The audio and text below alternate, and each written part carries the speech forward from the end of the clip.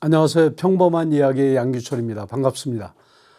지금까지 미국의 주택 시장이 상당히 호황을 거뒀었죠. 너무 많이 올라서 많은 사람들이 걱정을 많이 하고 있는데 지금은 매물이 없는 상태로 상당히 그 보합세를 유지하고 있습니다.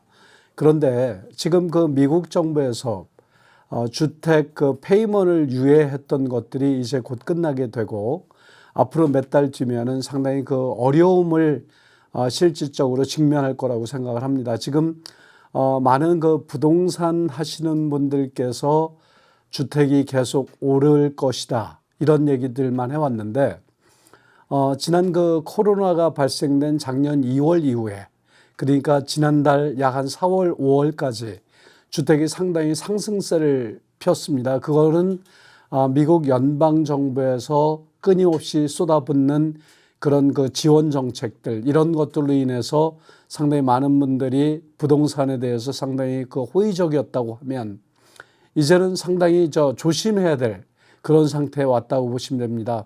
요즘 그 주식들에 투자하시는 분들께서도 아주 너무 오르는 것들에 대해서 어떨 때는 환호하고 어떤 때는 불안하기까지 하셨을 텐데 결국은 지금 그 비트코인도 반토막이 났습니다. 약 한 6만 불이 넘던 것들이 오늘까지 보면 이제 3만 불 초반대 그런 정도 유지하고 있는데 정말 그 비트코인에 몰고 오는 그런 그 여파는 상당할 것으로 생각합니다. 왜냐하면 자기 자본이 있어서 투자한 사람들보다는 빚을 내거나 아니면 그 융자를 받아서 그렇게 해서 주식 투자를 했던 분들이 많이 있을 거고 또 그런 것들이 부동산과 무관하지 않기 때문에 부동산과도 연관이 있다라고 생각하시면 되겠습니다. 저는 지난 그 한 해 동안 부동산 시장을 보면서 거의 그 미친 수준이라고까지 생각을 했었습니다. 이유는 뭐냐면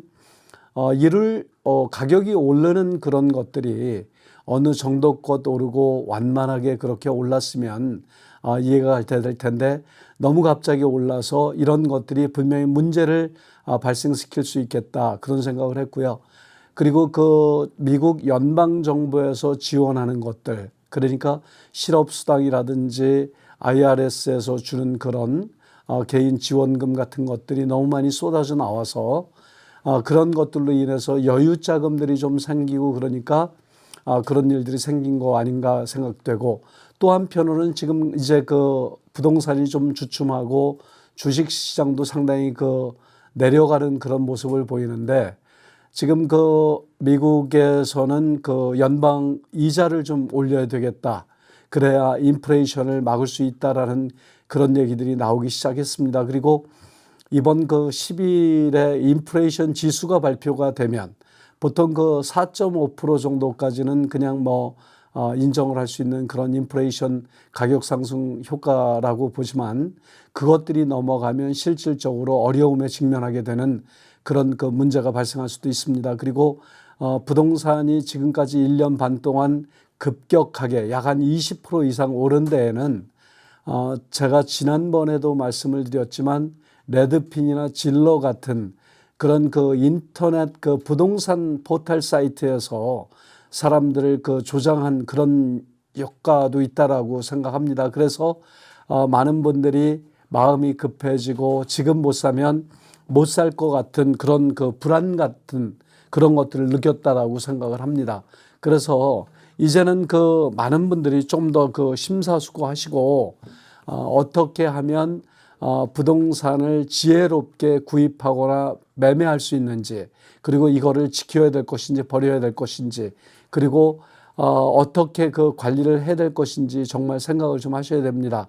아마 그 6월 말까지 연방정부에서 뭐랄까요 집을 갖다가 그 포크로즈 하는 것들을 유예를 시켜놨었는데 이제 6월 말이 지나면 그런 것들이 풀어집니다. 그렇게 되면 약 한 3개월 정도 늦어도 한 6개월까지의 시간이 소요가 되는데 그렇게 되면 부동산 시장에 또 다른 그 엄청난 여파가 몰려올 것이라고 생각되고요.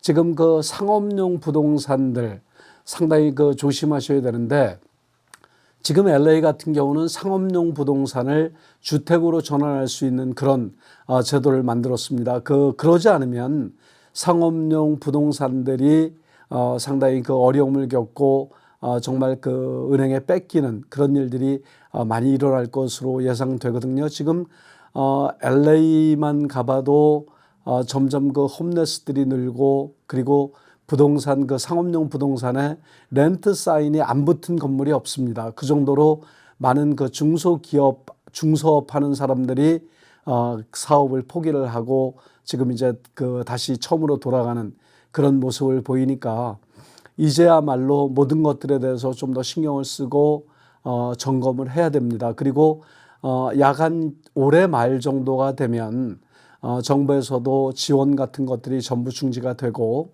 이제는 더 이상 그 뭐 언임플로이먼트도 안 나가고 PPP나 이런 것들, 그런 것들이 다 중지가 될 텐데, 이제부터는 정신을 바짝 차리고 어떻게 준비를 해야 될 것인지, 그리고 앞으로 그 돌아올 수 있는 그 세금 문제라든지 아니면 그 론 받은 거에 대한 상환 문제, 그리고 주택의 그 이자 인상 문제, 그리고 이제 그 지금은 그 한국이나 중국에서 물건이 들어오는 것들에 대해서 물류 비용이 상당히 올랐습니다. 약 한 4배 정도 올랐다라고 많은 사람들이 얘기를 하는데, 물류 비용들이 오르면서 물가 상승 요인도 되고 그런 면에서 상당히 조심을 하셔야 될 거라고 생각을 하는데, 모르겠습니다. 지금 그 일론 머스크가 미국 그 주식 시장에 주는 여러 가지 여파들, 그리고 코인 그 시장에 주는 여파들, 이런 것들이 과연 어떻게 진행이 될지는 모르겠는데, 아마도 그 모종의